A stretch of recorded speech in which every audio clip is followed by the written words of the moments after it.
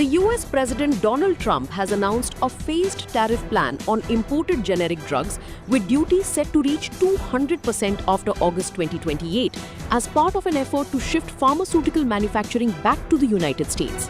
The move is expected to have implications for India, the largest exporter of generic medicines to the US.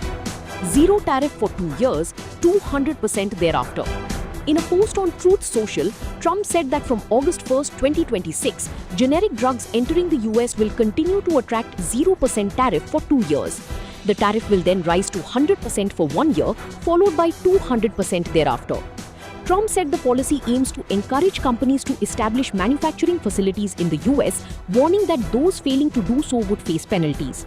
He added that the policy on patented, branded and innovative drugs would remain unchanged. What it means for India. India, often called the pharmacy of the world, supplies nearly 40% of generic medicines by volume in the US. During FY 2024-25, India exported USD 9.7 billion worth of pharmaceuticals to the US, accounting for 38% of its global pharma exports of USD 25.8 billion, according to the Global Trade Research Initiative. It remains unclear how the proposed tariffs will affect Indian drug makers, despite the India-US Trade Pact reached in February covering generic pharmaceuticals and ingredients.